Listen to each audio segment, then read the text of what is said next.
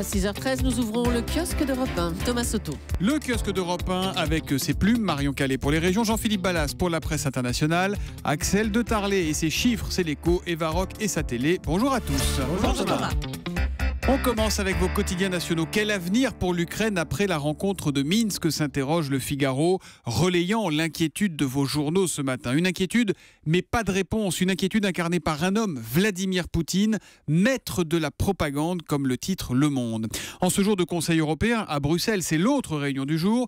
La Grèce, encore et toujours à la une. Celle de la Croix, la Grèce est-elle réformable? Celle de l'humanité aussi. Face à Bruxelles, le peuple grec fait bloc derrière Alexis Tsipras. Crudité à volonté, écrit aujourd'hui en France. Il parle là de la deuxième journée d'audience de DSK à Lille. Libération prend prétexte de ce procès, dit du Carlton, pour consacrer 7 pages ce matin à la prostitution ordinaire. Le grand déballage de Lille a au moins une vertu pour Libé, celui de mettre en lumière la banalité et le sordide de pratiques qu'on se refuse à voir. Un mois après les attentats, Direct Matin s'inquiète de voir les Juifs de France tentés par l'exil. Ils sont de plus en plus nombreux. Et puis une bonne nouvelle quand même, elle fait la une de l'équipe. Deschamps prolonge le plaisir, Jérôme Lacroix nous en parlait. La Fédération française de foot a décidé de prolonger son contrat de sélectionneur des Bleus jusqu'à la Coupe du Monde 2018. Une décision qui sera officialisée dans la journée.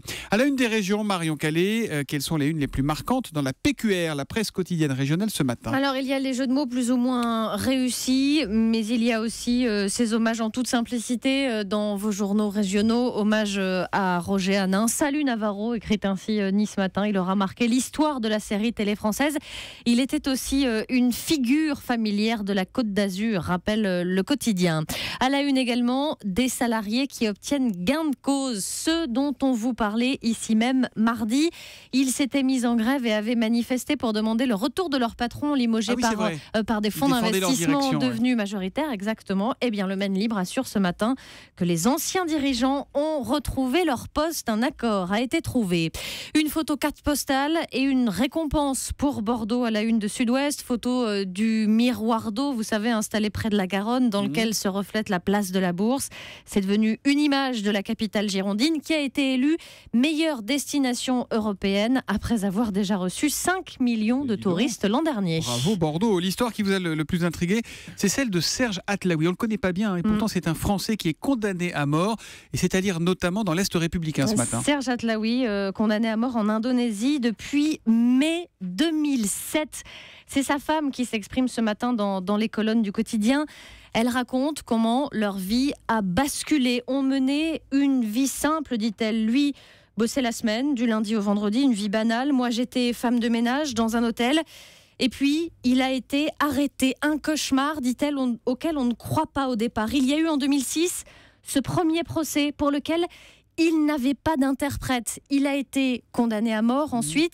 Cette fois, ils ont demandé une révision du procès, ce qui permet, a priori, en tout cas pour l'instant, de laisser en suspens cette condamnation à mort. N'empêche, depuis mai 2007, il vit dans le couloir de la mort et sa femme de raconter dans l'Est républicain qu'il a vu ces derniers temps des amis, des gens qu'il connaissait, des condamnés qu'il côtoyait, partir et être exécuté. C'est très violent. Lui aussi est dans l'attente d'une heure à l'autre, d'un jour à l'autre, dit-elle, que l'un d'entre eux risque peut-être le peloton d'exécution. C'est cela qui est intolérable. Elle entend continuer le combat, rester déterminée. C'est un petit côté Midnight Express quand même, cette histoire. Ouais, c'est terrible. La presse internationale, Jean-Philippe Ballas, ce matin, vous nous emmenez en Chine avec un ministre chinois qui part en guerre contre l'Occident. Oui, c'est le ministre de l'Éducation et vous allez voir, il ne plaisante pas. Il veut bannir des écoles, des universités, tout ce qui se rapproche de près ou de loin des valeurs occidentales. Interdit dans nos classes, dit-il, et il ajoute, histoire d'être bien clair, toute attaque verbale ou diffamation envers les dirigeants du parti, toute discussion diabolisant le socialisme ne devrait jamais être entendue pendant les cours. Citation, c'est un garçon ouvert, voilà, citation reprise par l'agence de presse officielle du régime de Pékin. Alors évidemment, plusieurs journaux, dont le New York Times, se sont penchés sur le cas de ce personnage qui estime que les jeunes enseignants et étudiants sont des cibles pour les forces ennemies qui cherchent à nous infiltrer. Rien de moins. Bref, on verrouille. Alors comment réagissent les intéressés ? Alors, rares sont ceux qui contestent ouvertement, officiellement. C'est vrai qu'avec ce genre de discours, il y a toujours le risque de sévères représailles, mais dans les allées discrètes des bibliothèques, là où on sort encore sa tablette numérique en Chine, on trouve ce discours un peu ridicule. On le dit pas trop fort, j'imagine, quand même. On le dit pas trop fort, toujours avec parcimonie. Alors les intellectuels rappellent quand même que le marxisme n'est pas né en Chine, non. Ça vient d'où ? Ça vient d'Occident, justement. Alors l'un d'eux demande d'ailleurs au ministre de définir clairement la frontière entre les valeurs de la Chine et celles des pays de l'Ouest. C'est vrai que ça pourrait aider dans le cahier des charges. Ensuite, les profs sont un peu désemparés de voir qu'on leur met sans cesse des bâtons dans les roues. Comment enseigner correctement dans de telles conditions ? D'ailleurs, les jeunes Chinois sont de plus en plus nombreux à partir étudier à l'étranger, on le dit souvent. C'est un peu ça qui le dérange, le ministre chinois. Hein. Bah oui, sauf que le New York Times note à ce sujet que la propre fille du président chinois suit des cours à Harvard, aux États-Unis, l'un des bastions de la pensée libérale. Ah mais non, ça faut pas le dire. Faut pas le dire. Allez comprendre. Allez comprendre, c'est une belle conclusion. Regardez Eva Rock, etc. Regardez, qu'est-ce que vous remarquez sur Jean-Philippe Ballas là, ce matin, là, comme ça là. Il a c'est sorti léger. son costume. Hein ? Il s'est pas rasé. Il n'est pas rasé. Excellente transition servie sur un plateau par Eva Rock.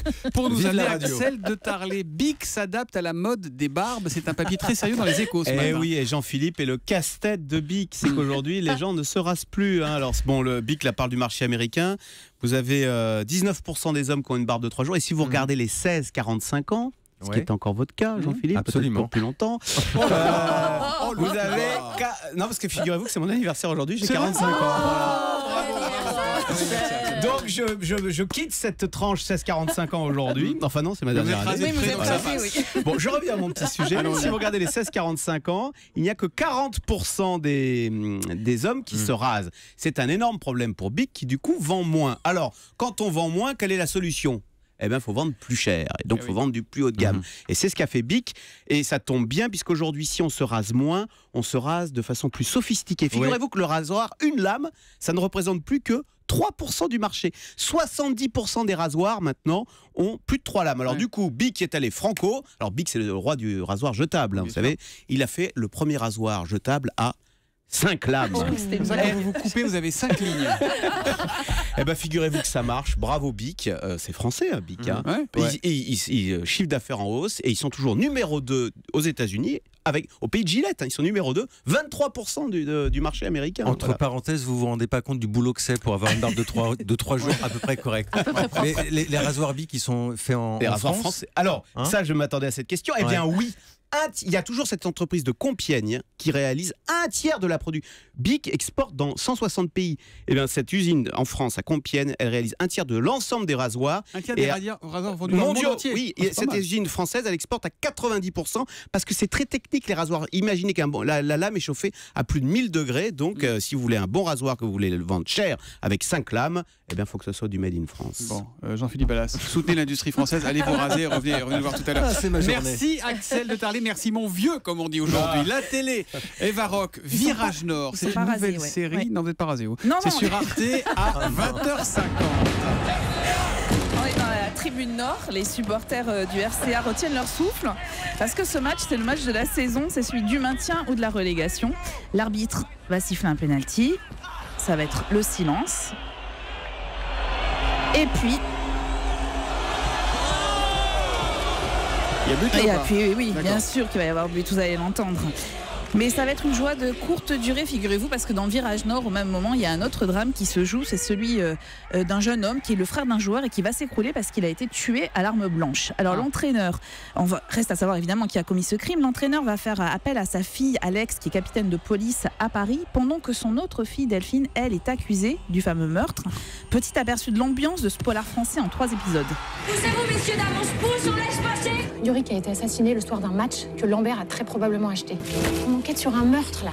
Le meurtre d'un gamin de 17 ans que toi, tu connaissais. La mort de mon frère n'a rien à voir avec le match truqué, ok ?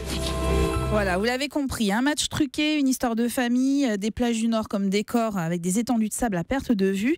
On est dans un univers très masculin et en même temps, c'est les personnages féminins qui sont très forts. Alex, la flic parisienne par exemple, va devoir composer avec son homologue enquêtrice du Nord et elles ont un peu du mal à se supporter. Tu vas arrêter de me la faire à l'envers, sinon on arrête ça tout de suite. Premièrement, j'ai pas du tout apprécié ton petit numéro ce matin avec Lanzac. Deuxièmement, tu la boucles pendant mes interrogatoires. Et troisièmement, la prochaine fois que tu te fais passer pour moi auprès du labo, je te pète la jambe. T'as compris ? Voilà, du suspense, une tension qui est quasi permanente et une réalisation qui est très très soignée, avec notamment le jeu des lumières qui est remarquable. Il n'y a pas besoin d'aimer le foot pour s'intéresser à cette série, on est d'accord. Mais ce qui est intéressant, c'est d'avoir cet univers du foot parce que ça rajoute de la dramaturgie en fait dans ce polar qui est signé Virginie Sauveur. On en avait déjà parlé dans le kiosque, c'est elle à qui on doit notamment la saison 4 d'Engrenage. Autant dire que le polar, elle connaît. Et c'est en 3 épisodes et tout est diffusé ce soir. Allez, Donc, vous restez devant la télé du début jusqu'à la fin de l'histoire. Ça commence donc à 20h50 sur Arte et ça s'appelle Virage Nord. Rideau sur le kiosque.